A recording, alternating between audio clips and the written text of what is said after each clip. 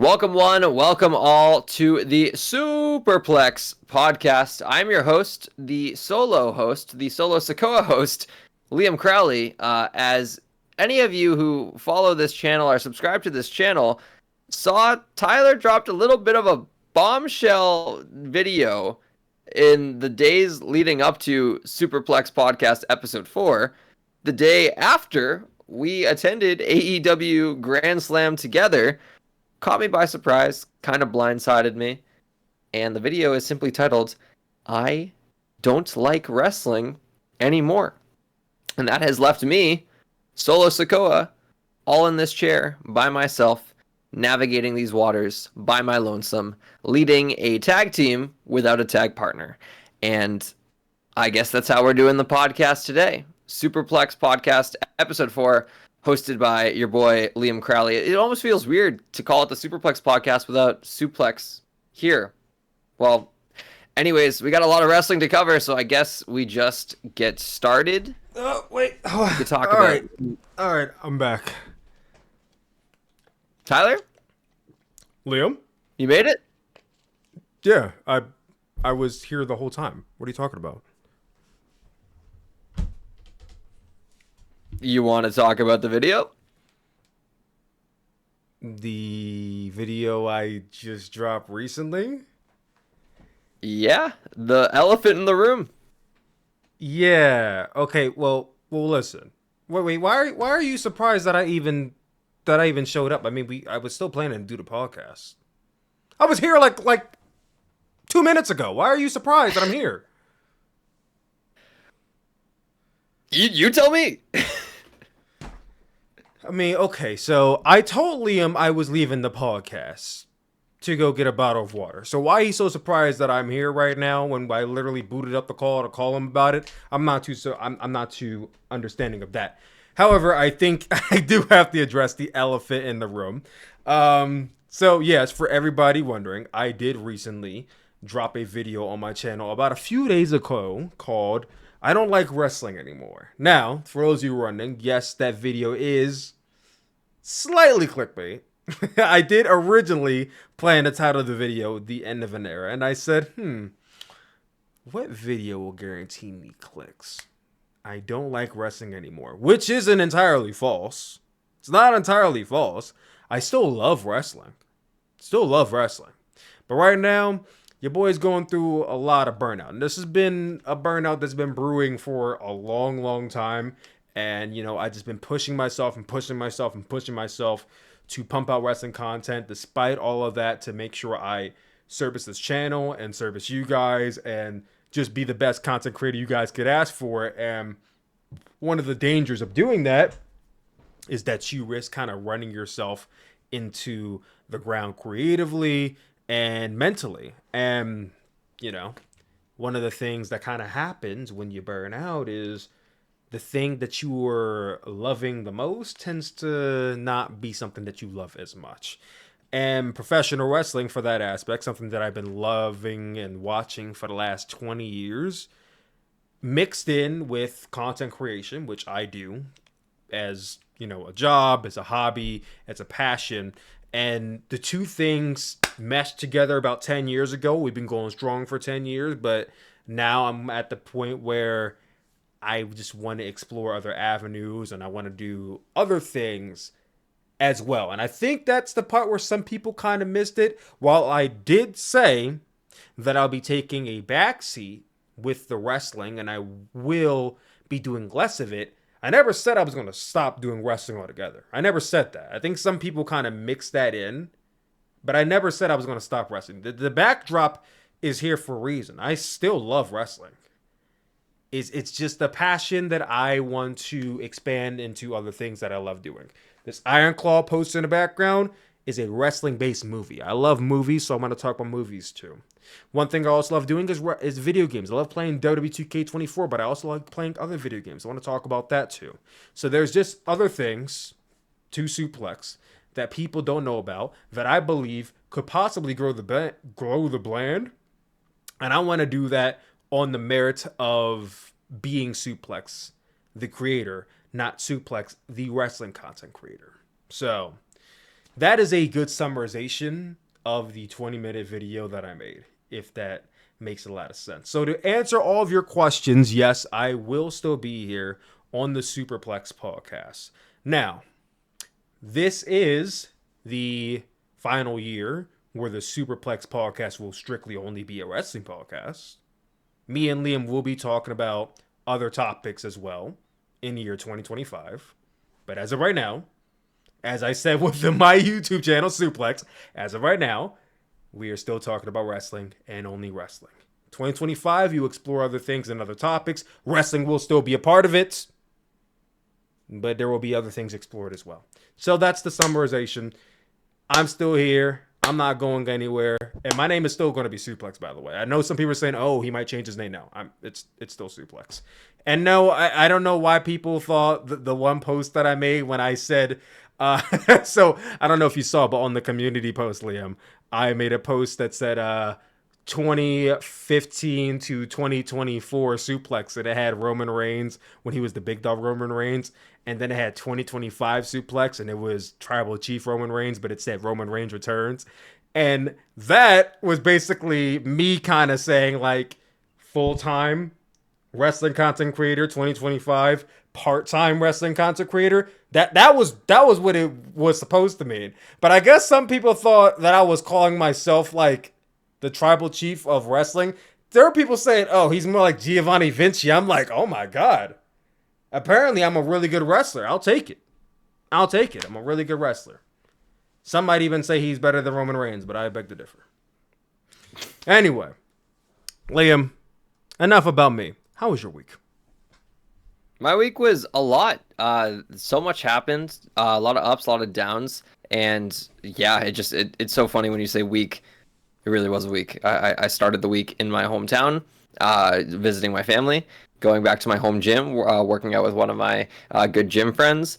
And then I went to a Rings of Power finale special screening and after party. And then we went to Grand Slam on Wednesday. And then Thursday I went rock climbing. And Friday I don't know what I did on Friday. Either way, I don't need to ramble too much about my 7-day recap. Just know that it was eventful, and I am happy to be here to recap the week in wrestling and give all of our analytical thoughts. Hell yeah, brother. So there is one bit that I want to add to the Sooplex podcast called The Newsroom, where we discuss some of the bigger news pieces in wrestling that we may not want to wait until midway or the end of the podcast to talk about. It's kind of stuff we want to break right here, right now. And there is one big piece that we should be breaking, and I'll leave it off to Liam, who is a professional in breaking news, since he is, after all, a journalist. Sure am, and yeah, this is news I'm very familiar with, as I was the one who crafted it up for a publication I work for. SummerSlam 2025 has been officially announced, and it is coming to New Jersey's MetLife Stadium. Love that they are specifying that MetLife Stadium is in New Jersey. It's not in New York. People need to stop pretending that it's in New York. It infuriates me that the Jets and Giants are called WWE did it for the longest time. WrestleMania, New York, New Jersey. Yep. No. I saw The Weeknd play at MetLife Stadium in 2022, and every time he was hyping up the crowd, he's like, New York City! And I'm like, that is a lot of miles away. We are in New Jersey. Anyways, that's not the major news of this announcement. The major news of this announcement is that SummerSlam is taking place on August 2nd and August 3rd. It is officially a 2-night SummerSlam, a year earlier than anticipated. SummerSlam 2026 has already been announced for Minneapolis, Minnesota. Minneapolis, Minnesota, which lost out on getting WrestleMania 41 to Las Vegas, and WWE's makeup call to them was, hey, you're going to get SummerSlam in 2026. It's going to be in a stadium, and we're going to double down. We're going to make it a 2-night event.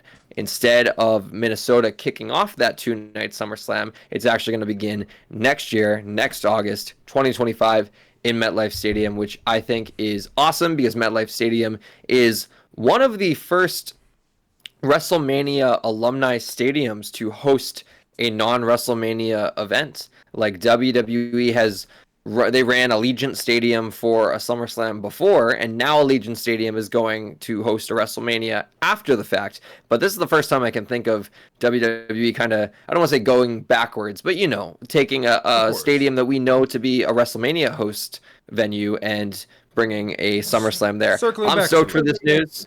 I just want to say before I toss it off to you, Tyler, I'm stoked because I live in Brooklyn, New York now.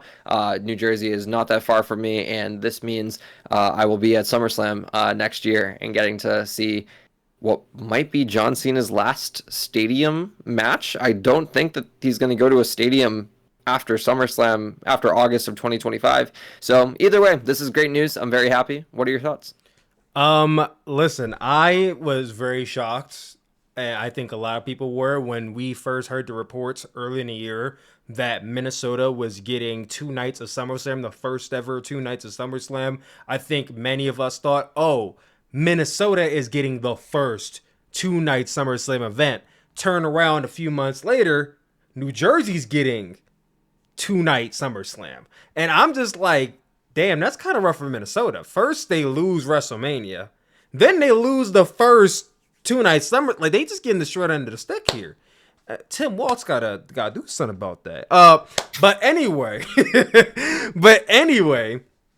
I'm excited. I think it's a really big opportunity for WWE to circle back to MetLife, as you were just talking. It is a big stadium they've done for WrestleManias. Now they're doing it for a SummerSlam, which is really, really cool. MetLife Stadium, I believe, held Copa America, if I'm correct, or I'm not huge on football and soccer, but I think MetLife just held, or no, 2 years from now, 2026 is where they're holding the World Cup, right? They're holding it at MetLife, or that's what it is. So MetLife has a lot of big things going for it. This is one of them. So shout out New Jersey for getting all these really cool events because it's so close by to me. I live in the state of Delaware, so I'm only a leap and a holler away from the city. So it's not that far of a travel for me. Liam's closer than I am, so shout out him. But as far as 2-night SummerSlam goes for 2025, obviously 2025 is going to be a big year for WWE. They're going to Netflix. They have a lot going on for WrestleMania 41. It's John Cena's retirement year. So you can imagine there's going to be a lot of things that can happen going into that summer. The real question is going to be, how do we pack out 2 nights of SummerSlam, which is a show that has historically been 1 night? That's going to be the real question going into 2025. Not so much can they, because I do believe they can, but how are they going to do that? Like, what matches are we going to showcase? Because they're only used to doing 2 nights of WrestleMania. This is still something they're pretty new to. They only started doing 2 nights of WrestleMania, 4 years ago? Technically 5 next year. About 5 years ago in 2020, they just started doing it. They're pretty new to it. And they've been doing a pretty good job with spacing out the match cards, back in the day. And what was it? 2019 at the earliest WrestleMania 35, they had 11 night WrestleManias. 11 match card WrestleManias that span 5 hours straight, versus now they kind of break it up into 3.5 hour, nights between each other. So it's possible. It's just going to be, I think it's going to be interesting to see how we do 2 nights of WrestleMania, and then 3-4 months later, you're doing another 2-night big event like that. So I guess they're going to have to find ways to truly blow off their feuds at WrestleMania, and then start new ones going into SummerSlam, because SummerSlam essentially is going to be the new WrestleMania of the summer, which it has been kind of treated like that, but it truly is that now. So, I got to ask you, Liam, are there any big matches that you foresee WWE could possibly do at SummerSlam? Something that maybe could have happened at WrestleMania that maybe you want to put off now for a 2-night event like that, a 2-night spectacle like that. I would definitely not delay anything from WrestleMania 41 to SummerSlam. I think SummerSlam will be reactionary to WrestleMania 41's results, in the sense of, like, if there was a 2-night SummerSlam this year, I probably would have done Rock and Cody at SummerSlam rather than wait till, Rumble next year or WrestleMania next year. I think it's going to be a lot easier than people think. WWE booking 2 nights of SummerSlam. They have a very large roster. People are criticizing right now the B-show pay-per-views only being 5 match cards, sometimes 6 match cards. They will not struggle to to pack, two 6 to 7 match cards over the course of a weekend. There's already so many championships. There's already so many good singles feuds. I don't really have any. It's really hard to predict. I was actually working on an article last week, and I'm still developing it, of predicting the SummerSlam 2025 card, and I could not put my like name on any specific match, because you're working with storylines now that are going to change come WrestleMania.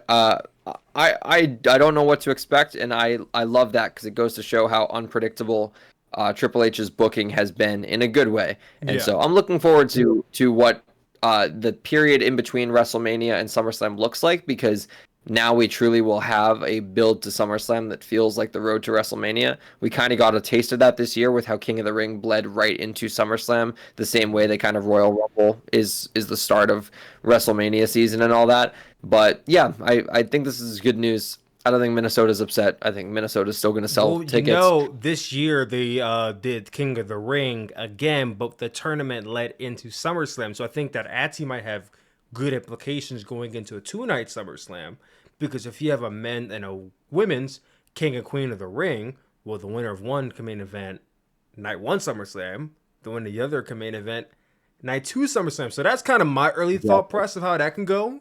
That's one way I see it. Versus one night SummerSlam, obviously, the women's championship was not quote unquote important enough. But now you could quantify it. Okay, well now it has a place. There's 2 nights. We can kind of use it in that spot. Now, obviously, if you have somebody big like The Rock or John Cena, well, they get short sighted again, no matter. But you can still kind of make that argument now. Unless Roman Reigns is working a tag match, then that match main events both nights of SummerSlam, Tyler. Of course, can't forget about that. Yeah. We'll talk about that later. This has been a 3-episode long discussion we've been having now. We're gonna finally have it one more time before we get to Bad Blood, but we'll talk about that when we get to our Bad Blood predictions. Let's talk about this documentary that we've been waiting a long time to see, and that is the Mr. McMahon Netflix documentary. The same documentary that Vince McMahon tried to buy out so that way he could basically can it from happening.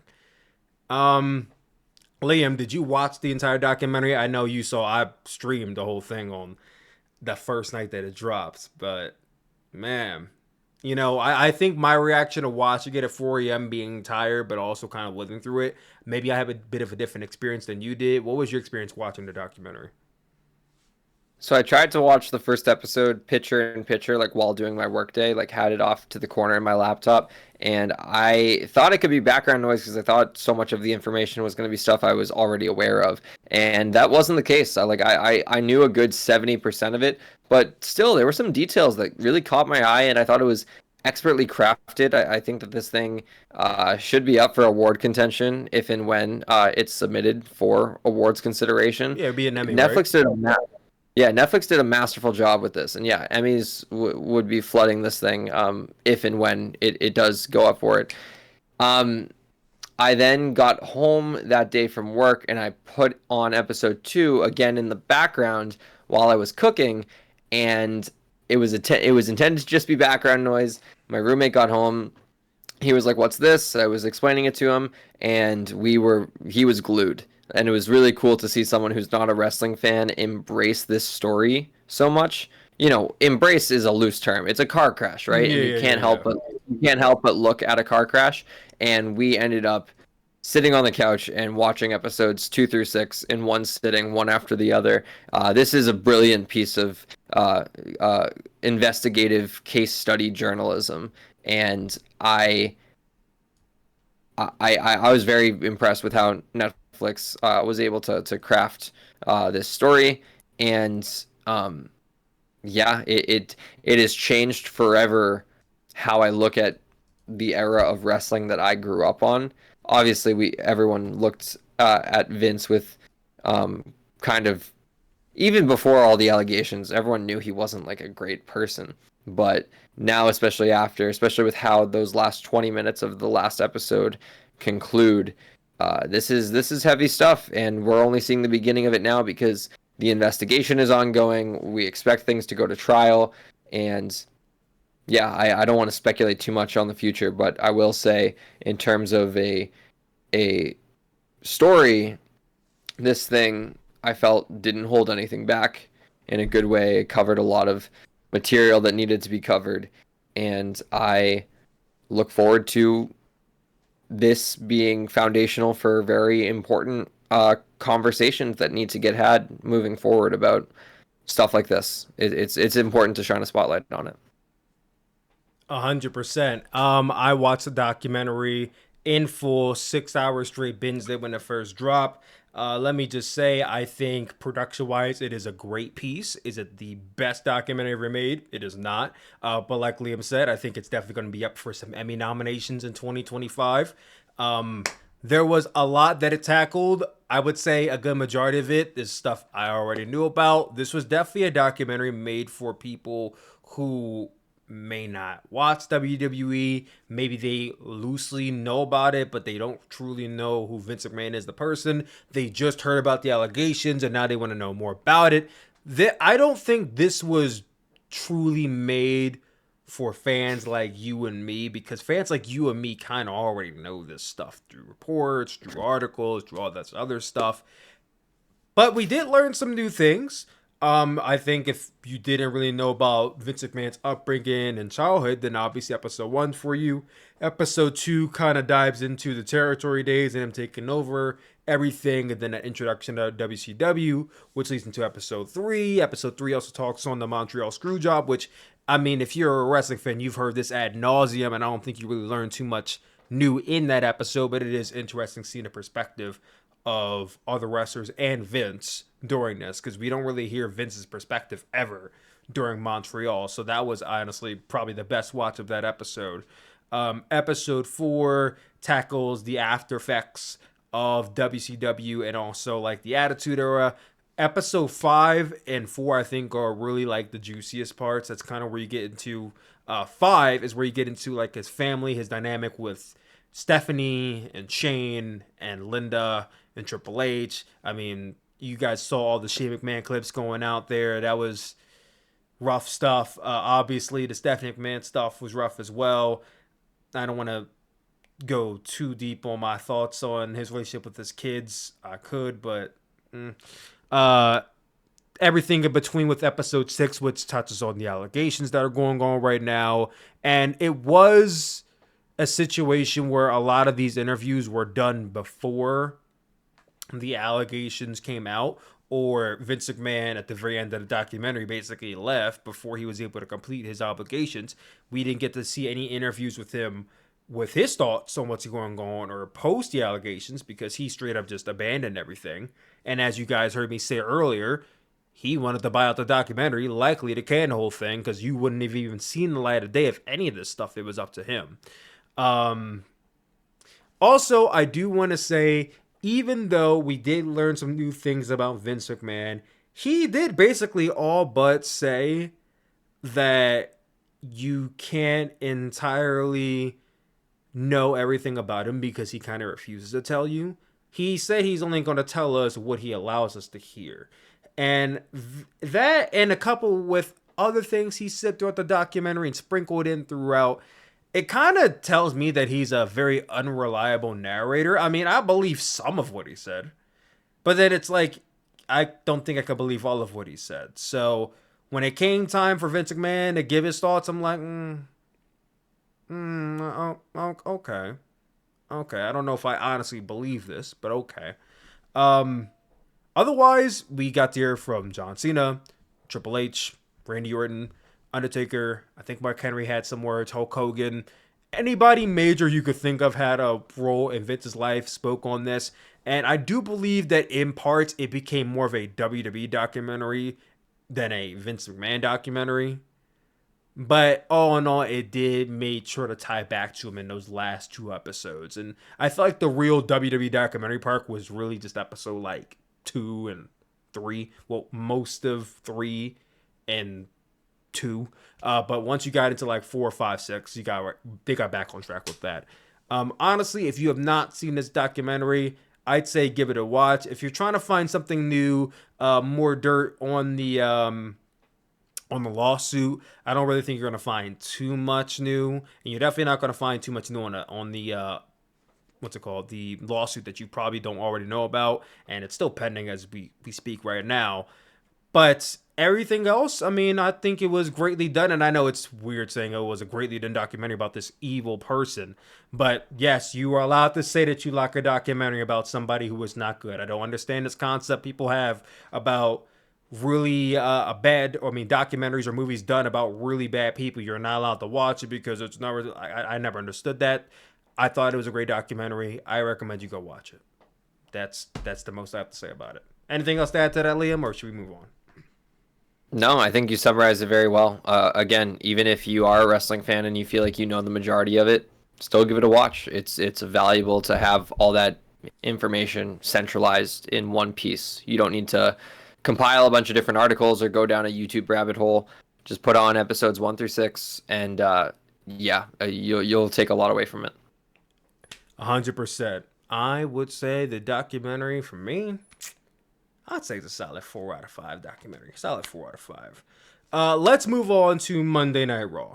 Now, Liam, did you watch Raw? Because I'm not going to lie to you, I only saw the main event. I also only saw the main event, Jey Uso. We talked so much about Jey Uso in episode 2. Always a challenger, never the champion. And I guess they heard our cries. They said, you know what, we're gonna flip it on Suplex's ass this week. And you know what? I give credit to them. Because Jey Uso is now our new WWE Intercontinental Champion after successfully defeating Braun Breaker in the main event of Monday Night Raw. I'm not gonna lie, I did not see Jey Uso beating Braun Breaker that night, this soon, this early. Was I upset about it? No. Can't say upset because I don't think I could say upset. More so shocked than anything. Liam, what were your thoughts on the match and of Jey Uso finally becoming the Intercontinental Champion? Well deserved. I mean, honestly, like I was mixed about this at first because I was like, well, what does this mean for Jey Uso's future? Possibly getting reintegrated into the Bloodline storyline. I think that this is a brilliant move after thinking about it for some time, and I'll tell you why. Like, Jey Uso is white hot right now, and his level of momentum comes around once in a career. Like, it's hard to sustain this throughout your entire time in the ring. He's at that level of, like, I know there's a big debate on whether or not he's as popular as Jeff Hardy in like 2008, 2009. It's not about measuring who is more popular, but he has that Jeff Hardy spark from 2009. He has that Sami Zayn spark from 2022 and 2023, and WWE would be foolish not to capitalize on that and make him a champion before it's too late, before his star starts to fade. They did it right with Sami by, we can't make you world champion, but we'll give you a tag title win in the main event of WrestleMania. And despite what's happened to the tag titles, that victory did mean something in that moment. And Braun Breaker will be fine. He is a top prospect. He's very young. He's going to have multiple more peaks throughout his career. And also, too, like, he is still a work in progress. Like, I really like Braun Breaker's work, but he needs to improve on the microphone a little bit. He needs to get a little bit more comfortable with his persona and his role in the company. I think he's very solid, but sometimes I think that we've seen Braun Breaker in interviews too. He's quite the reserved person behind the scenes. Like, he doesn't really like talking about himself, doesn't really like gloating about his accomplishments. And when his persona is the complete opposite of that on screen, some of it does feel disingenuous. He'll get there eventually. He's very good. I don't think that he's far away from becoming who he's going to be as a performer, but I don't think it is a bad thing right now for WWE to strike while the iron is super hot with Jey Uso and, circle back to Braun Breaker when the time is right. And then, again, I alluded to this at the beginning of this ramble. As for Jey Uso reintegrating into the Bloodline, I think it's great to make him a champion because think about that power dynamic with Roman. We now have a scenario for the first time in the Bloodline's history as a unit on screen where Jey Uso has a championship title and Roman Reigns does not. And think about what happens when Roman is needing people to fight the new bloodline and he goes to confront Jey and bring him back in. And Jey is just like, I don't need you anymore. I'm my own person. I'm absolved of your manipulation. I'm a singles champion. And maybe Jey will still do that favor because, as he said in that great promo with Sami Zayn for the trial of Sami Zayn, you never gave up on me, and that's what family do. Maybe we get Jey saying, you know what, through thick and thin, I never gave up. That Roman Reigns, the cousin I know and love, was still in there deep down inside, and I'm starting to see flashes of him now, so now I'll go and help him, but I'm the one doing him a favor. He's not doing me a favor by bringing me back in. I think that there's a much more interesting layer to the Jey Uso bloodline Roman Reigns storyline by making Jey Uso a champion and making Jey Uso very clearly established as his own singles competitor. Before this, he was the hype guy. He was like, it sounds crazy to say, but he was the Travis Scott of WWE. He was getting the crowd riled up. He wasn't exactly like, no one is saying Travis Scott has the best lyrics. No one is saying Jey Uso is the best in ring, but both of those guys are going to get the crowd as raucous as it's going to be all night.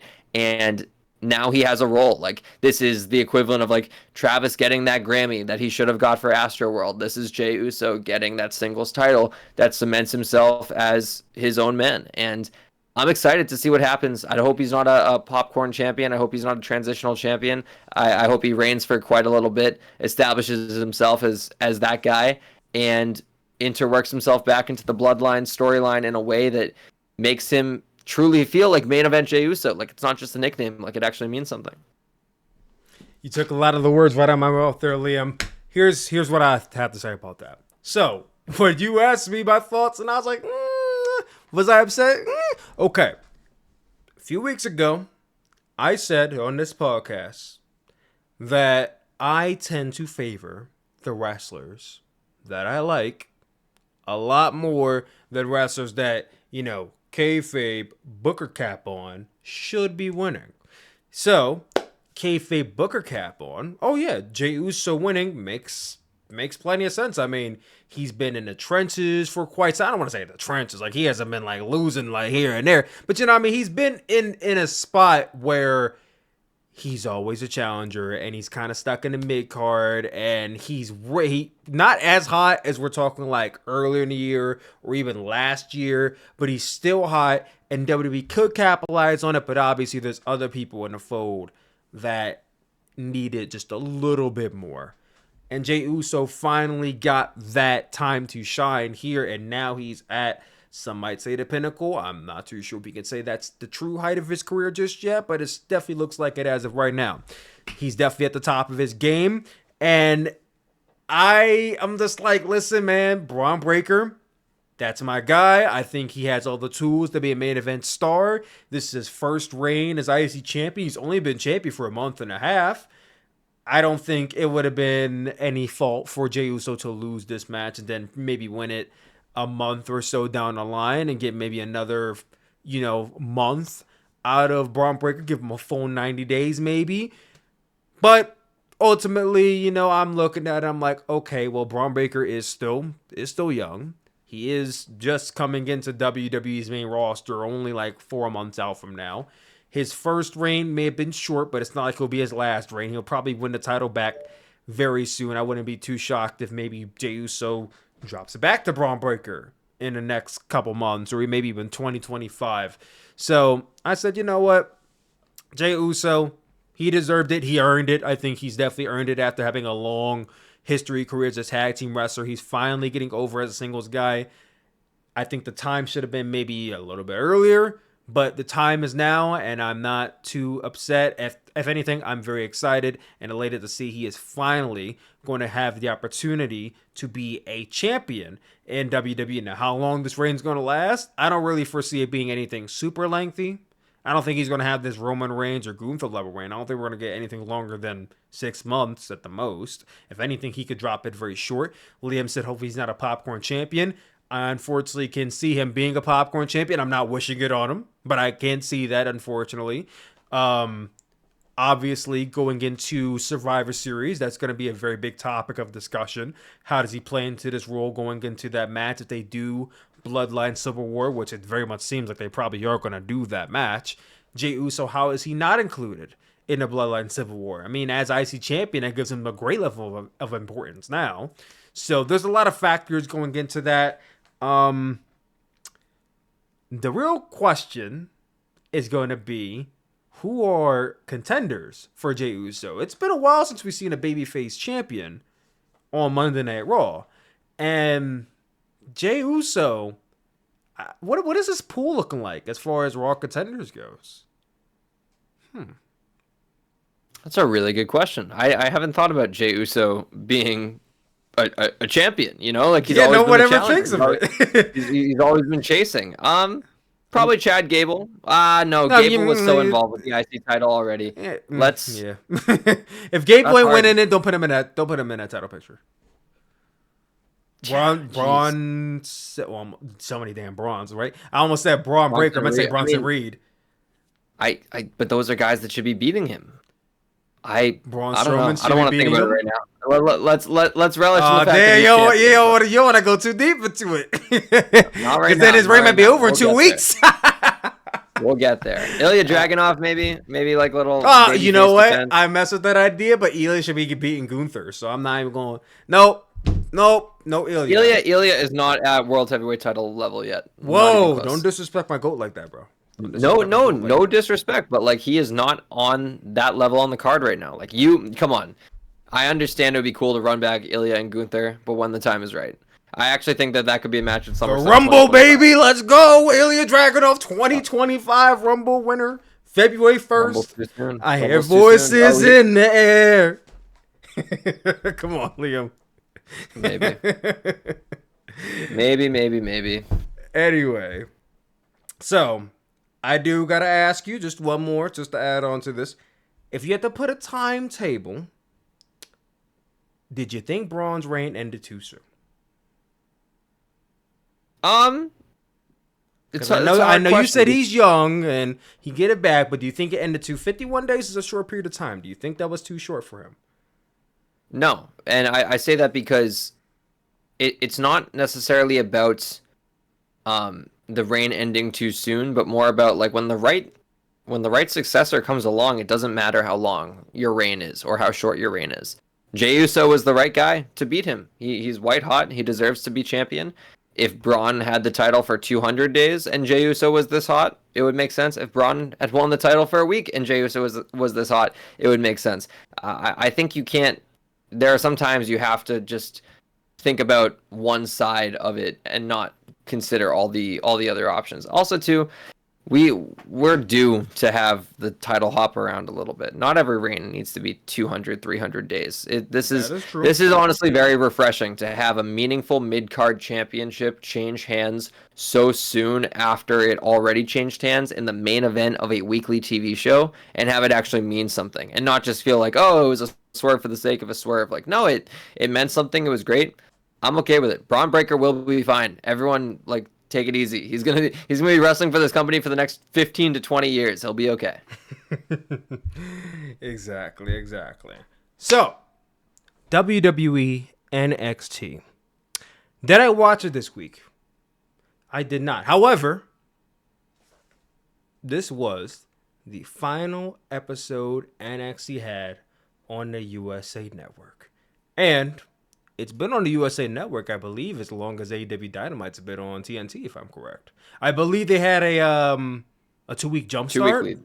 Yeah, 2-week jump start. 2-week head start. But they've been on there as long as AEW has, and AEW has outlasted NXT. They won the battle, Liam. AEW won. Where all my colliders at? Hey, put it up in the air. Let me stop. Anyway, so NXT is now moving to the CW. Started next week. I will be watching. Liam, I'm assuming he'll be watching too. I mean, it's gonna be pretty big because Punk will be there. The following week, Randy Orton will be there. We'll be previewing it in just a few minutes. But I did want to talk loosely. Well, not loosely, but in a big way. NXT in that 5-year span. Liam, are there like 2 matches that you would say were the best of NXT on the USA Network? And specifically, we're talking about when it was on USA Network, not TakeOver, when it's on Peacock, but as a televised episode, what are like 2 or 3 matches you would say this was the best of NXT during the USA era? I'm gonna go all the way back to when it like first launched on USA Network. This is either like the first, second, or even third episode. Adam Cole versus Matt Riddle for the NXT Championship. Yep. They like Yep, kicked yep. off the cable TV era with a bang, and I just remember those guys going to town. Like there's a sequence that still makes the rounds on Twitter where they're just trading strikes. Like I know NXT got crap for the leg slaps and everything, but man, a good leg slap super kick is the satisfying swish of professional wrestling. I love it. And like they were trading strikes, it was awesome. And again, it felt like a big deal. It felt like Matt Riddle's, I think, only NXT title match happening on TV. Back then also too, he was like he towed that line very well of being a goofy competitor but also a serious like ex MMA guy. And I love that match. And again, it still holds up 5 years later.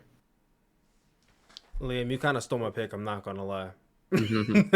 My pick was also Matt Riddle versus Adam Cole from, I want to say, it was definitely the debut episode of AEW. So it had to have been week 3. Because I distinctly remember the first episode. I was watching both. And Adam Cole versus Matt Riddle was like the first match, I want to say. So I want to say it was the third episode of NXT. Another one I did want to mention, which was really hot, was Ilya Dragunov and Trick Williams. I believe it was spring breaking from this year. That was the match where Trick Williams won the NXT Championship. Was it the best match in NXT history? No, but it was definitely a hype match to hot baby faces. Either man could win. Trick Williams getting it, and the crowd was behind him. I think it's one of the best moments NXT had in its televised history. There's some other great matches that are mixed in here, but for me, those are definitely the top 2. It had a great one on USA Network, but like I said, next week it'll be running to the CW.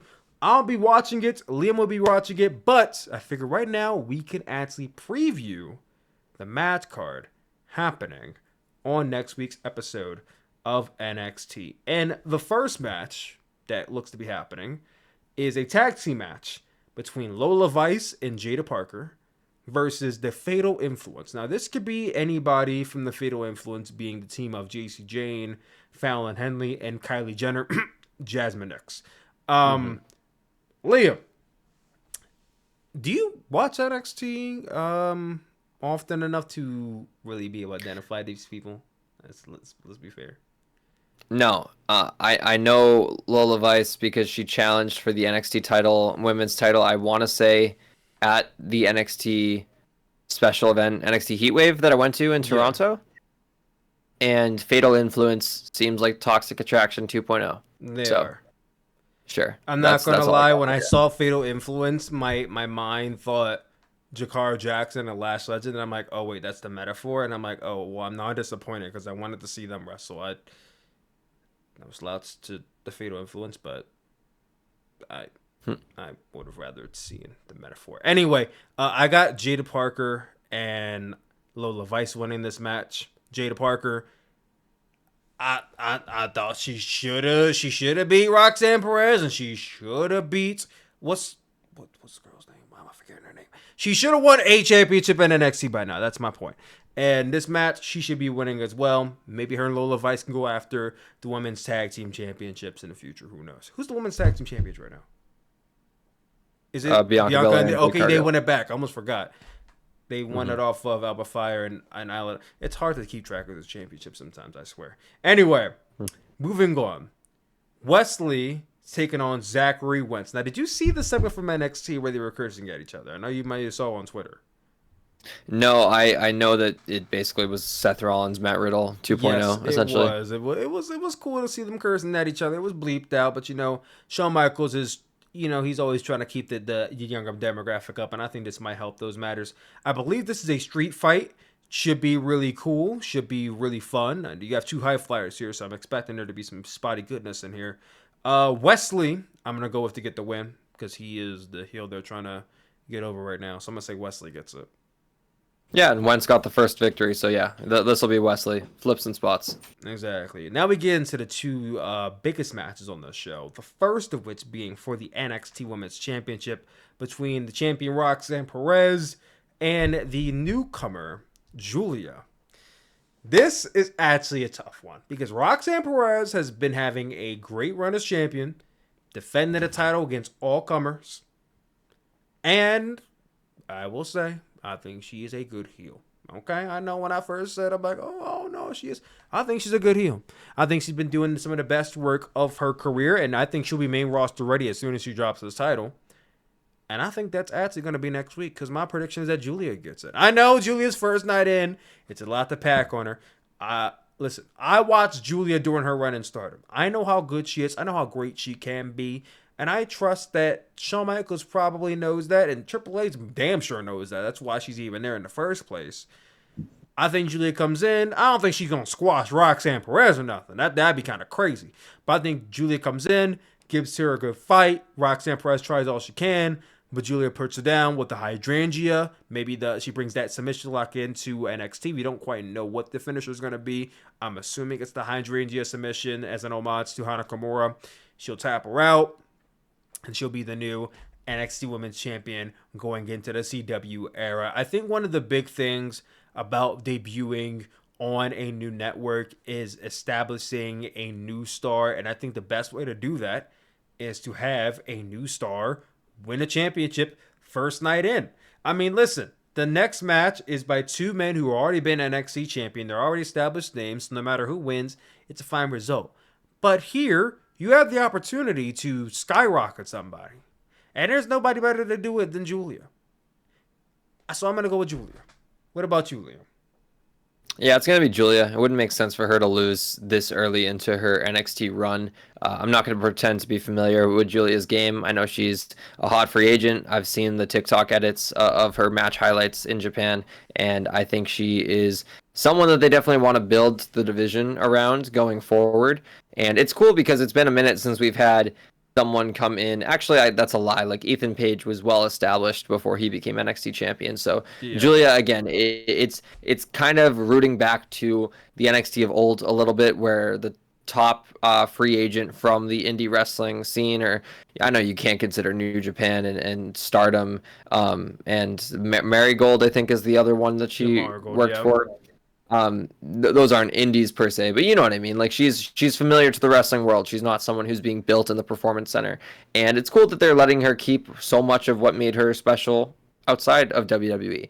And I love this idea of, you know, giving her the belt so soon. And Roxanne Perez is also kind of due for the main roster. She's done everything in NXT. She had her babyface title run. She had her heel title run. She did the stuff in the tag with Cora Jade, and I think they got back together and then feuded and all that. The point is, in NXT, you try everything. It seems very clear. Everyone gets a heel run. Everyone gets a babyface run. Everyone, you know, is in the mid-card title scene. Everyone's in the world title scene, stuff like that. And Roxanne's done it all. She's ready for the main roster. Whether or not they have a role for her on the main roster right now remains to be seen. No one wants to get called up and then just, you know, ends up just working battle royals and stuff like that. But I think she'll be okay. And yeah, I don't know what's next for her after this, but it makes sense for Julia to win. Yeah, I can't predict how her main roster run is going to go. She is a small fish in a big pond, physically, more so than anything. So it should be interesting to see how that goes when she does go up to SmackDown or Raw. I'm going to say SmackDown is a safe bet. But we get into what I presume to be a main event of that show. Ethan Page defending his NXT Championship against Trick Williams with special guest referee CM Punk. My prediction is that Trick Williams walks out the new NXT Champion. I think they go all in with just getting some new fresh faces. And again, not totally a fresh face because he's already been NXT champion. Ethan Page, has he been champion super long? No, it's kind of going to be a Braun Breaker situation really, where Ethan Page has only been champion for, I believe, like a hot 2-3 months. But Trick Williams and Ethan Page, they've been going at it since Ethan Page came in to NXT. And I think the only way to really end this feud out is with Trick Williams getting the championship back. Where Ethan Page goes from here, I don't necessarily think he'll be the main roster this soon. Would he be ready for it? I would say yes. I just don't think it will be that time to send him up just yet. Trick Williams can get a little bit more time with the NXT Championship going into 2025. I think once we get deep into 2025, around the Rumble, maybe WrestleMania, is when we start having a conversation about whether Trick is ready to come up too. But I think having him get an actual reign, because I do think Trick was kind of robbed of having a lengthy title reign. He was only champion for like 2 or 3 months as well before he lost it to Ethan, and it was a really good match and a fantastic finish. But he also wasn't champion that long, so I think this might be his chance to actually get a formidable run with the championship. So my prediction is Trick Williams gets it. I'm going to go Ethan Page. I love his title run. I love what he's doing in NXT. I love his character work. And I admittedly will call myself out. Like, I didn't think Ethan Page was all that. I think that, or I used to think that him complaining about where he was at in AEW, I thought that was his ceiling. I thought, he wasn't as good as he said he was, essentially. And he's proved me completely wrong. He's the man. I love what he's doing in NXT, and I want to see his title reign continue. So I am betting with my heart over my head because I understand what you're saying. It would make sense for the main event to have a title change and kind of usher in a new era by cementing Trick as like kind of the face of the NXT brand. I want to go the other way. I like the ego era we're in right now. It kind of reminds me of when Bobby Roode was NXT champion and that brash heel having the whole show built around him. I missed that. So give me Ethan Page. Yeah, you know what? I understand where you're coming from, and I do think if Ethan Page were to win this match, I don't think it's going to be a bad thing at all. I just think we have new champions all around on this show. Speaking of new champions, we didn't actually see any on AEW Grand Slam Dynamite or Collision. But we were there. We were at AEW Dynamite, Grand Slam, and Collision. Liam, how was your experience at this show? I had a great time, honestly. Like I always love going to Arthur Ashe for AEW. This is my 3rd time going to a Grand Slam, and it was really cool to see so many of these matches get put together. A smaller crowd than it has been ever before, like 6,000 people compared to the 21,000 that were there the first time they ran Arthur Ashe, but it didn't feel like it. They did a really good job of making the stadium feel packed. And again, it was really cool to see Nigel McGuinness wrestle. Match of the night was Bucks versus Ospreay and Kyle Fletcher. I thought that match was incredible. Flips and spots, baby. Got me popping like crazy. And Mox and Darby also was pretty solid. So again, I had a great time all around. It was a stacked card. It felt like a pay-per-view, and AEW always knows how to ball out when it comes to going to Arthur Ashe. And it was cool that we got to experience it together. Exactly. Me and Liam were there together. We did have a bit of a rough start getting into the show and getting seats, which did hinder a little bit of my enjoyment of the very first match because that's where it was kind of happening at. But I did get to see Nigel McGuinness and Bryan Danielson go at it live, which was amazing. And I still can't believe I actually got to visually see Nigel McGuinness in the ring because I can't say I grew up watching Nigel McGuinness on Ring of Honor because I didn't know what it was at the time. But in my early 20s, I did get to go back and watch the Nigel McGuinness and Bryan Danielson clash from their 2005 era Ring of Honor matches. And it was fantastic. So to be able to see that in 2024 is just like, wow, I didn't know this was like kind of like a dream rematch unlocked for me, but it actually is.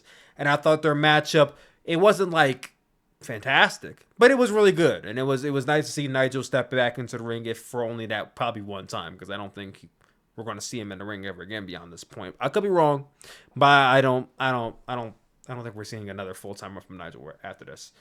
That was good. We saw Hook versus Roderick Strong. Wasn't really about the match, more so about the post-match angle where Hook retired the championship. Someone's listening to the podcast because it was 2 weeks ago when I said, no. It wasn't even 2. It was last week when I said Hook is a paper champion and he should retire that championship. And what do you know? He retired the championship. I'm not saying there's people listening to this podcast and booking the shows, but if they are, I understand. The Young Bucks versus Kyle Fletcher, Will Ospreay indeed was match of the night. I do agree with Liam. In some ways, I almost wish that Kyle Fletcher, Will Ospreay would have won, but then I remembered Will Ospreay is international champion and he doesn't need 2 titles. So then I say, okay, yeah, I get why they also lost this match. Mariah May, Yuka Sakazaki was very okay. It was nice to see Yuka Sakazaki in the ring, though. And then the main event, Jon Moxley versus Darby Allin. Me and Liam went back and forth about who was going to win. I said it was going to be Jon Moxley because Darby Allin winning just, it doesn't really compute in my head. Darby versus Bryan, and we had Jon Moxley getting the win here. The match was pretty gnarly in some ways. Jon Moxley was just throwing Darby around the ring, thrusting him outside on the exposed floor, and just Darby was bleeding from the mouth, and they tried to make it gritty, and it was they tried to make it gritty without weapons, and I think they did that mostly. Jon Moxley getting the win. He will be taking on Bryan Danielson at AEW Wrestle Dream. Am I super excited to see Jon Moxley versus Bryan Danielson 5? I can't say I'm over the moon about it, but I get why they're doing it. Liam, after our discussion last week, now I gotta ask you, does it make more sense that it's happening, or do you think it makes less sense? Like, what are your thoughts now that we're going to be getting Jon Moxley versus Bryan Danielson, which could be Bryan Danielson's last match in AEW? It makes sense for the story. It bums me out that if this is Bryan's last match, that this is the match they're going with. Again, they're good dance partners. I've seen them wrestle each other before at Grand Slam 2022. But after being in the venue, I understand the direction they're going with the story because the crowd was getting behind Darby. The crowd was like really excited to see him potentially win this match. And they did a great job of booking this match to have Darby take a ton of punishment and just still keep going. But right now, he doesn't have enough gas in the tank to go the distance and to be world champion.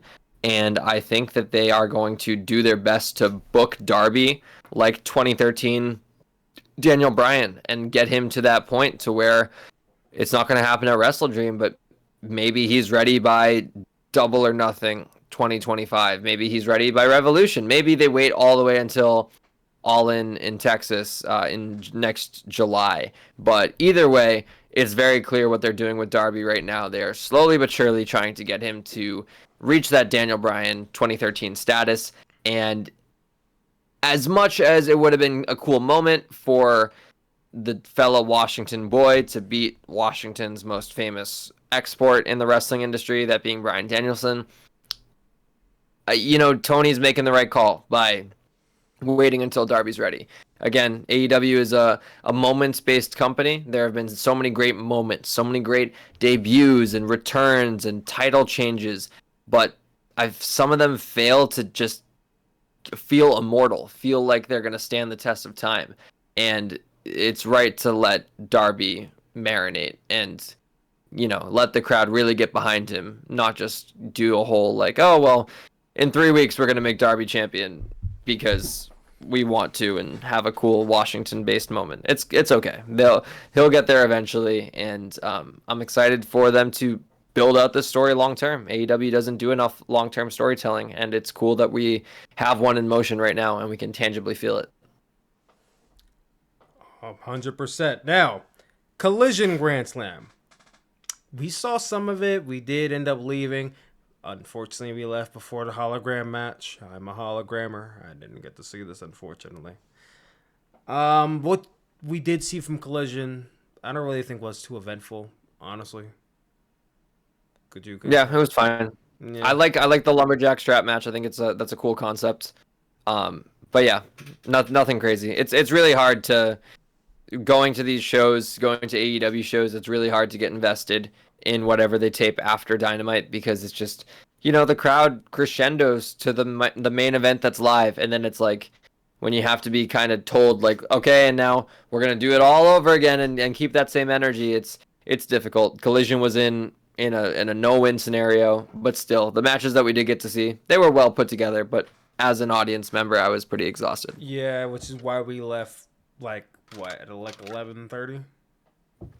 We had to leave early because of transportation. Subways were getting shut down, and our friend Alex, shout out Alex Coleman, his car was parked in a garage that was going to close at midnight, and we were like, well, we need to get you to your garage so you don't get locked out of your car. Too, yes, that too. Yeah. SmackDown, I believe, was also pretty uneventful. I mean, they had some leading going into next week's show, and obviously Bad Blood, but not too much happened. Speaking of Bad Blood, I think it's actually an appropriate time to do predictions for Bad Blood. I know it is next Saturday. We could wait. But our podcast happens on Mondays. And next Monday will be the review of Bad Blood. It's actually going to be our first pay-per-view review, correct? No. Our second, because the first one was all out. It's going to be our second one. First WWE pay-per-view. First WWE pay-per-view review. So, yeah, this is going to be our prediction for that. And let's get started with a match that is unofficial. It may not even be happening at Bad Blood, but I'm going to say that it's probably a safe assumption that it might. And that is Gunther defending his World Heavyweight Championship against Sami Zayn. We've had this discussion already about whether Sami Zayn should be facing Gunther right now. Is it too early? Is it too soon? I still lean towards, I think it's an appropriate time for this match to happen. There's only one appropriate outcome, and that is Gunther retaining. Sami Zayn should not be sniffing any World Heavyweight Championship right now while Gunther is holding it. After Gunther is done with it, okay, yeah, I can understand that, but Gunther is meant to be champion for a long time. He had a lengthy reign as NXT UK. He had a lengthy reign as IC. You can't shortchange his World Heavyweight Championship reign. It doesn't work. It does not compute.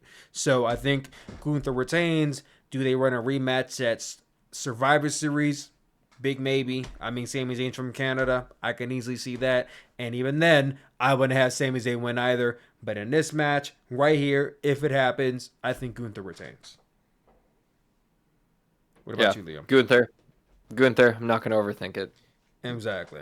So now on to the matches that are confirmed. Nia Jax will be defending her WWE Women's World Championship against Bayley. I do wish this was either Bayley and Naomi or just Naomi, because we've seen Bayley and Nia Jax like 2 times already. Could have used something different, especially in a situation where I don't even think Bayley's going to win it back. I think Bayley's time with that title is done. If she goes to Raw, she could probably go after that world, the women's world.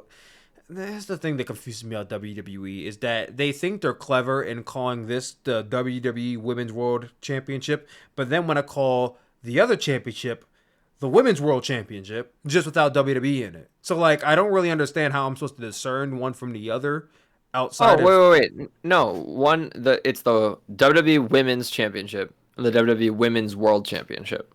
Women's Championship and then Women's World Championship. Yes.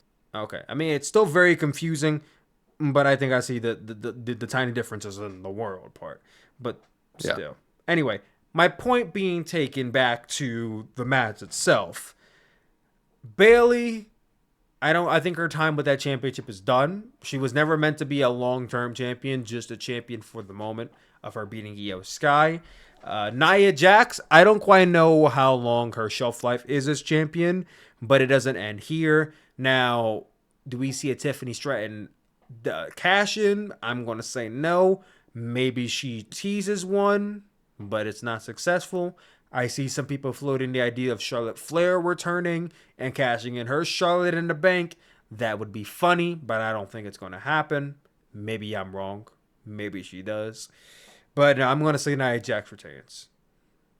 Yeah, Nia Jax retain. It's been a solid reign so far. And again, long-term story. They're building up Tiffany to eventually cash in, and it's not going to happen on this show. We move on to Liv Morgan defending her Women's World Championship. Women's World Championship against Rhea Ripley with Dominic Mysterio hanging above the ring in a shark cage. Now, last time WWE had a shark cage stipulation, was it Enzo Amore above the shark cage? Maybe. I think so. Main roster wise, I remember Kevin Owens had Kevin Owens versus Roman Reigns with Jericho in a shark cage. That was. And I remember there being yeah. There was a Paul Ellering in a shark cage during, I think it was Authors of Pain and TM61 at an NXT TakeOver in the finals of the Dusty Tag Classic. I always But yeah, found it's that been a minute. It's been a minute. I always found that stipulation to be rather goofy. I mean, the only thing that really comes into play with that is that if the person above the cage has something in their pocket, they could just throw it to the person while the referee's back is turned. But otherwise, it's a pretty nothing stipulation. You just have the attraction of the person being above the ring. That's about it. Thank God Dominic Mysterio is afraid of heights. Otherwise, there'd be other things leaking from the bottom of that cage onto people. Um, who wins this match? I'm going to say Liv retains. Now, I don't quite know how much longer they're going to extend this out for. I know some people say, oh, they could take it to WrestleMania. I don't know how you extend it out that damn far. I think this storyline has been going on for quite some time already. It's been going on for what? Since WrestleMania, technically? I'm not saying that it's reaching its boiling point. I mean, I think we're pretty much there right now with the Terror Twins at a Judgment Day. I just don't see how much longer they stretch this out for. I'm not saying that, we got to end it right now, but we're already at Bad Blood. There's Survivor Series, and then basically, I don't even know if there's a December pay-per-view because there is no January one because the Rumble's in February. So maybe Rumble's the cutoff, but we can't. I don't know how many more cycles we can do with this match. I'm going to go with Liv Morgan retaining, though, because beyond this point, Liv Morgan should be contending with other people. Is the Rumble? Yeah, the Rumble is February 1st. How about that? I'm also going Liv Morgan to retain just because I think her reign has been strong, and I think that there's. It's not the end of the story. I don't think the final match of Rhea Ripley versus Liv Morgan has Dom Mysterio like in a shark cage. I think it'll be a straight up singles or maybe like a violent stipulation. Probably not Hell in a Cell, but maybe like a street fight or something. Either way, I think Liv retains, and I think we continue this story at least for one more pay-per-view cycle. This match recently was added, and that is Damian Priest versus Finn Balor. Now, we've been having a Terror Twin feud between Damian Priest and Rhea Ripley versus Dom and Finn and all the Judgment Day. So now we're getting a singles matchup between these two. Obviously, Finn Balor was the man who all but cost Damian Priest the World Heavyweight Championship against Gunther at SummerSlam, or was it somewhere between SummerSlam or somewhere else? He basically cost him the championship, and it's been boiling, and now we're here. I think it would be kind of easy to say Finn Balor wins, but I also don't really see the benefit of Damian Priest winning in their feud so early, especially when it's their first match. Probably not their last. So I'm going to say Finn Balor wins their first one. And he definitely needs a win because Finn Balor, we know he's notorious for taking big losses. So I would definitely give Finn the win here. Yeah, I'll go Finn with some shenanigans. Judgment Day interferes, and yeah, if Damian and Rhea both lose, it makes sense because then that means that they will get their wins back. At some point in the future. They won at Bash in Berlin, so it makes sense that for a 3 premium live event cycle, this is the show that they both lose at. All right, and Liam, the reports have been going out. The WWE is still not too certain on what the main event is going to be. Can I interrupt you real quick? People need to stop putting stock in certain reports. I'm not going to say who, but read the sources from these reports and start to notice the patterns. Because the reports, heavy quotes, that came out about the whole debacle of this main event was a nothing story. It said WWE once considered Drew versus Punk to be the main event, and now they're considering Roman and Cody to be the main event as the tag match. And then the report ends by having the giant disclaimer by saying, oh, well, plans could always change. They could always flip-flop back and forth. That's a nothing story. That is purely speculation. That is no different than what me and Tyler do on this podcast every single week. That is no different than the conversation me and Tyler have had about this exact premise every single week on this podcast. So no, there's no reports. There's no actual backstage conversations making their way to the public. It is purely all speculation. It is speculation. Speculation and tweets.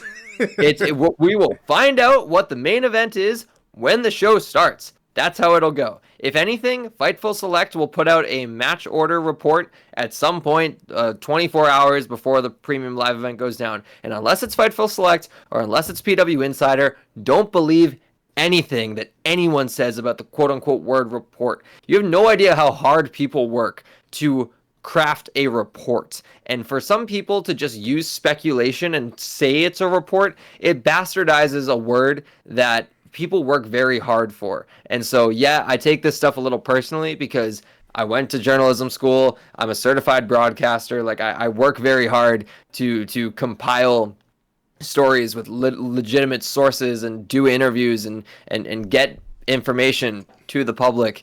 And when people just use speculation and pretend that they have like insider knowledge, it's really annoying. So again, I digress. But the point is, but Liam, we don't know anything. How are the Twitter, we don't know anything. But how are the Twitter grifters that pay for the blue check mark going to get paid? We live in a dark media age right now, Tyler, and I was born 20 years too late. Exactly. Once upon a time, we didn't have to go to Twitter to rely on maybe sources, but that's the world we live in. All right, Liam, we've been talking about this for 2 episodes now. We got to go all in now. All the money on the table. The main event of Bad Blood. Is it Roman Reigns and Cody Rhodes versus Jacob Fatu and Solo Sikoa, or is it CM Punk and Drew McIntyre in Hell in a Cell? WWE will make the right call. I believe in my heart of hearts. Drew and Punk not what you think, but not what you want, but what you think will be the main event. I still do think it'll be Drew and Punk to close because, and I'll just give my prediction right now. I think Punk is going to win this feud because I think we get Punk and Gunther after, and it only makes sense for Punk to graduate to the world title if he wins this feud. And Punk winning, he's technically the babyface, even though I think Drew McIntyre is the babyface in this feud. He definitely is. It makes more sense for the show to close with Punk being victorious in Hell in a Cell. Hell in a Cell is also a main event stipulation. That is a good ending visual. The mat will be stained with blood too, and it would make sense for that to happen, and then Roman and Cody to go on. And I think the Bloodline is going to win. We both agreed that it would be awesome if Jacob Fatu gets the pin on Roman for that match, or if he does all the work and like he hands the pin off to Solo and you tease dissension between Solo and Jacob. Either way, I think pay-per-view should end with the best match, the best feud, the best stipulation, and yeah, for that reason, Punk stands tall. Fatu pins Roman earlier in the night or something like that. I don't know. I've thought about this so much, Tyler. I have gray in my hair. Well, I'm still having my money on Jacob Fatu, the Bloodline versus Rhodes and Reigns being the main event. Liam just talked about Drew and Punk, so I'll put my predictions on all that. I think CM Punk wins this match. Drew already won the first, and did they have a second match already, or is this their second match? Drew and Punk? Yeah. This is their third match. SummerSlam, Berlin. This is the third. Right. This is the third match.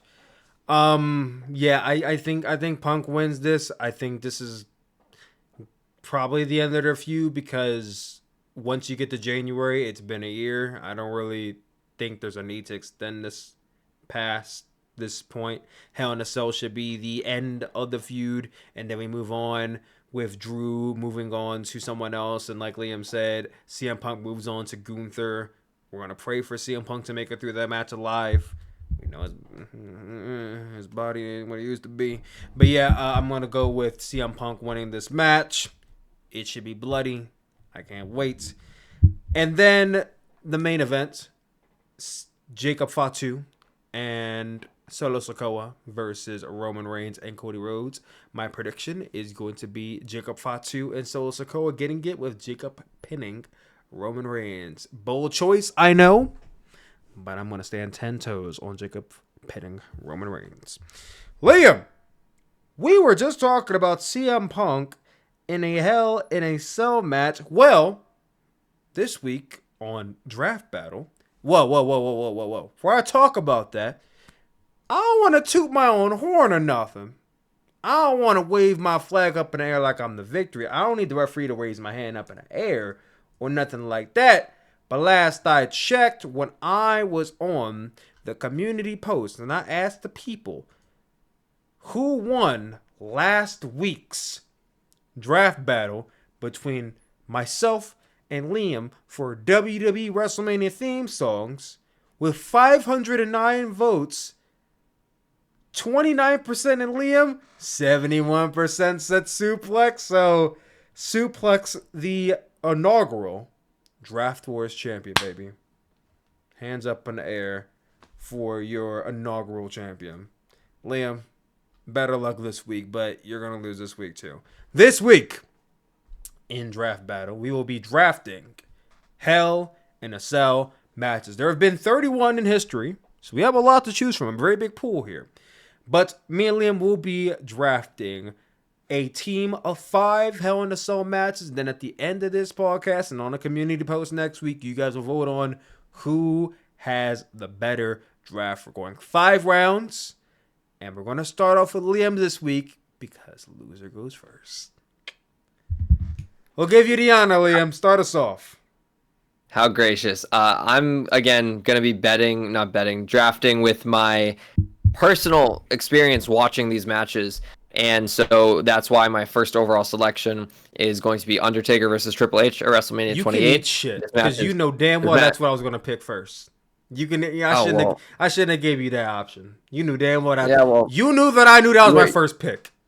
You're a gracious winner, Tyler. I don't have to talk too much about this match. It is a beautiful story, and it has one of the best false finishes of all time.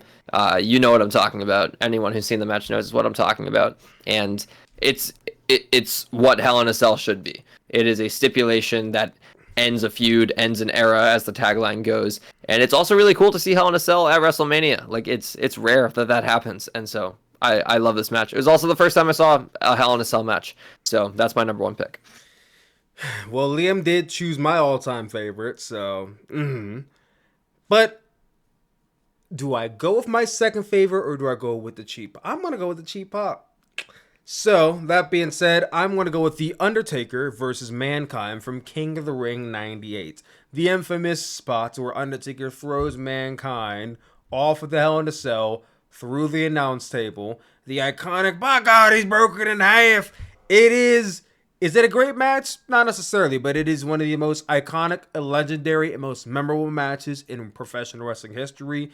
And it is the match that basically etched the Hell in a Cell as one of the most dangerous stipulations in professional wrestling. Now, obviously, you have a case to make for the first one, but I think it is this match that really set the tone for what the match was going to be going forward. So my first round draft pick has got to be Undertaker versus Mankind, King of the Ring 98.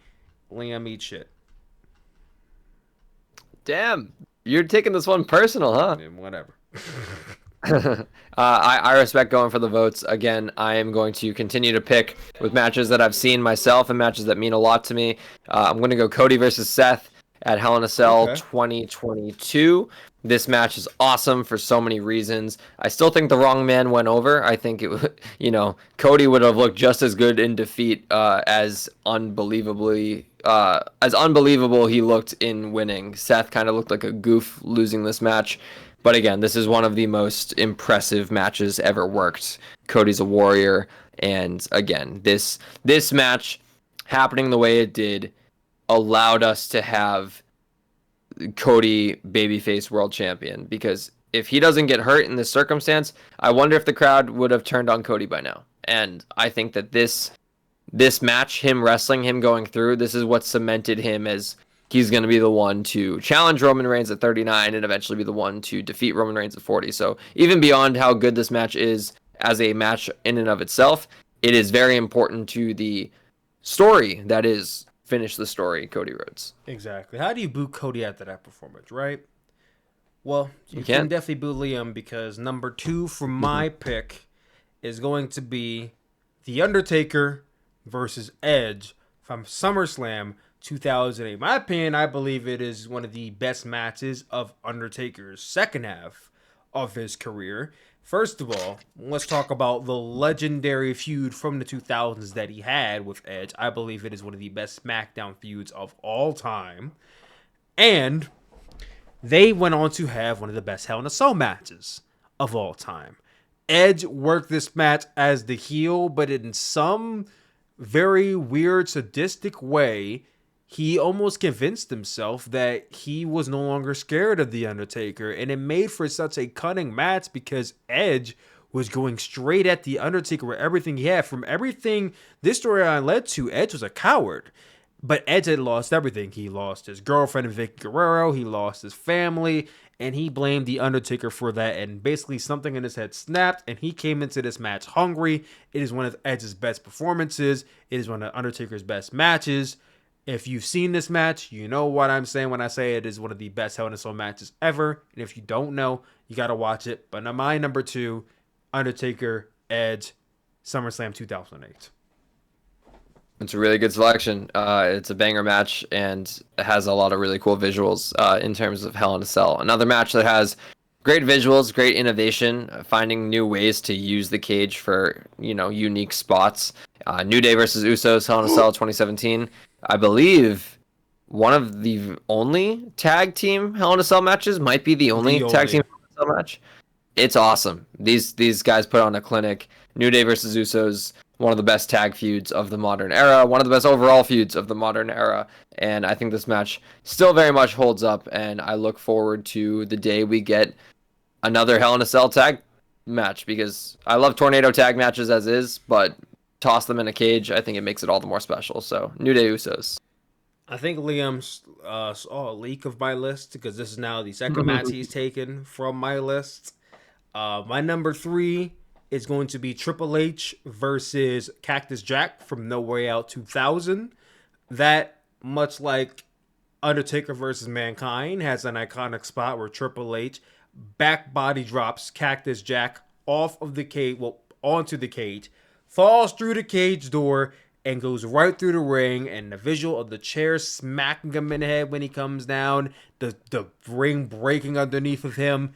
It's nasty, disgusting. Also, can't forget the flaming barbed wire spot that happened on top of the cage. The match was bloody. It was gritty. It's Mick Foley. He's willing to do anything and put his body on the line. He was Darby Allin before Darby Allin existed. I'll subside all of the high flying that Darby Allin does from time to time. But Mick Foley was willing to put his body on the line, and it showed in those two matches with both Undertaker and Triple H, and that's why we got to make sure we acknowledge this match, because I do think sometimes it goes unspoken of we talk about Hell in a Cell matches, but I'll bring it up. It gets its flowers here. So my number 3 pick, Triple H, Cactus Jack, No Way Out 2000. Good. Again, a very good pick. A lot of great visuals, like you said. I'm going to go with one match that has an insane visual from Hell in a Cell lore. That's the 6-man Hell in a Cell match from Armageddon 2000. Okay. Rikishi getting thrown off the top into a truck of sawdust, I think it was. Insane. I love a good throw the entire main event scene in one title match. It's always fun, and have them encased in Hell in a Cell only made for a moment in a match that was all the more unique. I also love that there were like 1 million referees involved in this match. So yeah, give me Hell in a Cell, Armageddon 2000, the 6 competitors: Rikishi, Taker, Rock, Kurt Angle, Austin, and one more that I'm forgetting. Triple H. Triple H. Yes. Star-studded match. Another match that I think is very star-studded, not as much stars, but 2 big talent at the time, and still a big talent to this day. I'm going to go with Edge versus Seth Rollins from Crown Jewel 2021. I thought they had a great match. Edge was still on a very good run from, was it 21 or 22? I think it might have been 20. Fall of 21. Yeah, it might have been 21. Okay. They had a great match with each other. Was it bloody? No. Did it have some of the nastiest spots you ever seen? No. But it was the chemistry these two had, and it was the boiling feud they've been having going for a while that I think really meshes well with each other. And I don't think it's a match that people talk too much about right now. But again, if no one else gives it its flowers, I will. So my number 4, Edge, Seth Rollins, Crown Jewel 2021. I love the pick. For my last pick, if I'm not mistaken, this is number 5, yeah? Yeah. Okay. This is probably going to lose me some votes, but I need to address this match because of the post-match angle that, again, don't say it. got me interesting. Are you, like, I don't know if this is like a panned match or a panned angle, but Cena versus Punk versus Del Rio, Hell in a Cell 2011. Okay. The post-match angle when Miz and R-Truth rush the ring and they're like felons essentially, and the entire roster comes out and is trying to open the Hell in a Cell cage, and then the cops storm the ring and they arrest them. What an awesome moment and visual, and just like that was the I started watching wrestling in between Hell in a Cell 2011 and Vengeance 2011. So I did not see this angle live, but they were playing the highlights from it on the first Raw I ever watched. And I was like, this is sick. Like, whoa, what is this WWE stuff? Like this, it's a live sport, but it's theater and it's storylines and everything. Again, this is less about the match and more about the post-match angle, but I associate the two with each other. And again, near and dear to my heart. It's when I first started watching wrestling. And unfortunately, people who just see the graphic and watch the clip aren't going to see that and appreciate that. But hopefully, if you're listening to this podcast, you can understand where I'm coming from. And listen, I wasn't there physically, but I lived through that moment. I think it was a great visual, and it was a very, very, very polarizing and memorable segment.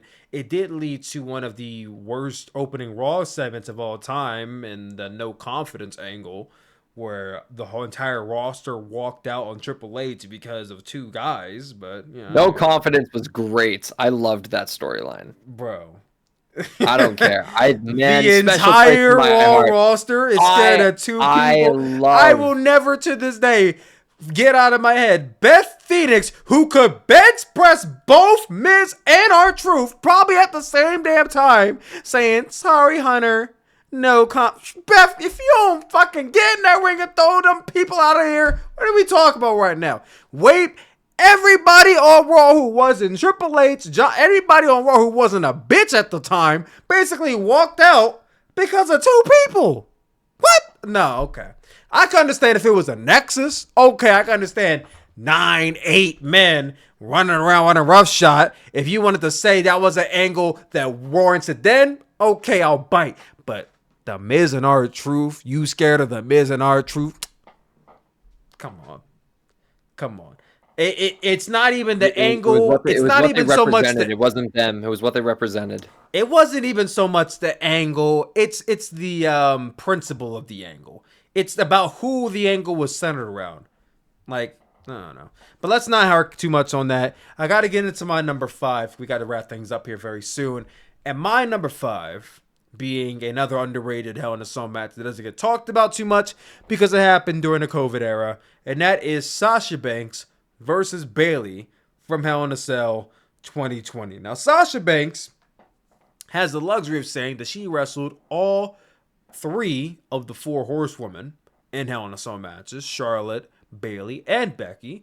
And I believe that her best one was against Bayley, where they went kendo sticks and tables and chairs. I don't remember if they used ladders or not, but anything they could grab their hands on, they use. And, Sasha Banks, she's flexible. She will throw her body all over the place to get the spots in there. And I thought in this match of Bayley, it was great. I think it's honestly one of their best matches. Not their best match, because obviously nothing touches Brooklyn, but one of their best matches. So my number 5, Sasha Banks, Bayley, Hell in a Cell 2020.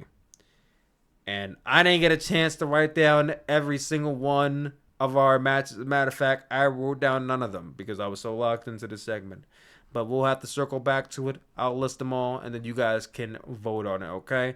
You guys can go ahead and just say I won, because as far as I know, Undertaker versus Edge, Undertaker versus Mankind, Cactus Jack versus Triple H, The only one that I truly wanted, well, two I truly wanted, that Liam stole because he somehow got access to my list, was New Day and Usos and goddamn Undertaker and Triple H. But other than that, all minor hitters. Liam, yeah, he threw a 6-man cheap pop in there. Like, come on now.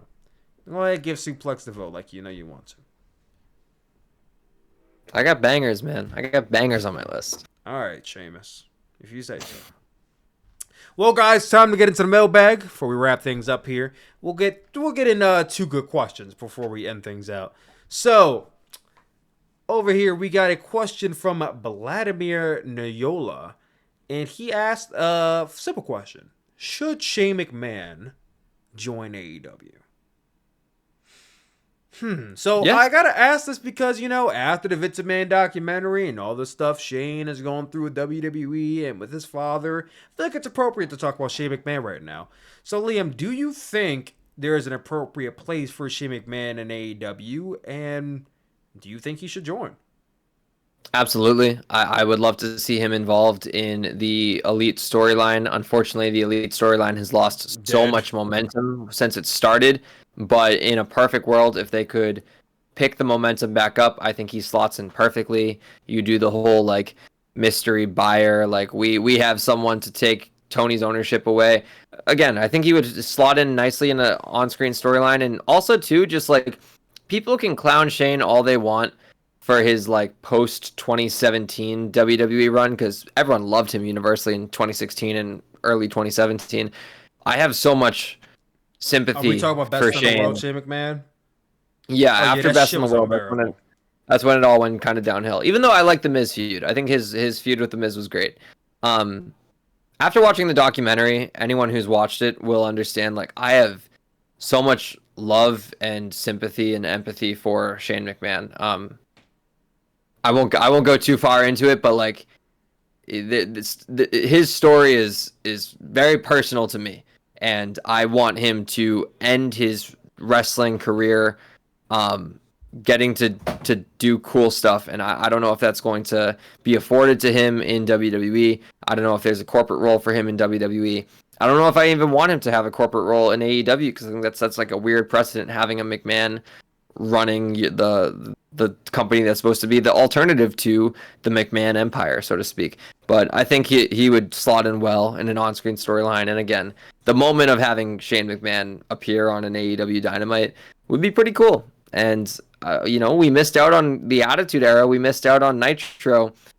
There's so many parallels to what happened back then, that happened over the course of NXT versus Dynamite, and guys hopping ship, and Cody returning to WWE, and Adam Copeland going to AEW and stuff like that. I think this would be a nice little extra sliver of a way we're living in a modern wrestling. I don't want to say a war, because everyone is just succeeding. Everything's financially successful. We're living in the golden age right now, and I want to see Shane in AEW. I think it'd be fun.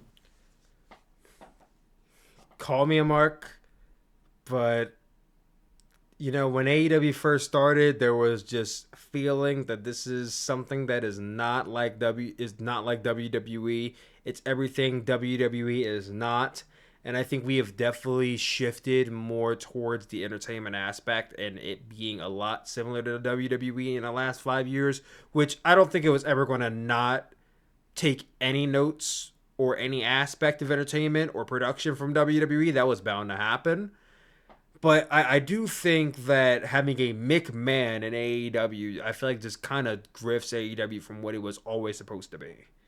And that was no McMahons, no aspect of outside of the wrestlers they signed. But, I don't know. It just, the fan of me, the AEW fan of me, I'm just like, I mean, what is he going to? What would he add outside of the name value of there being a McMahon on the show?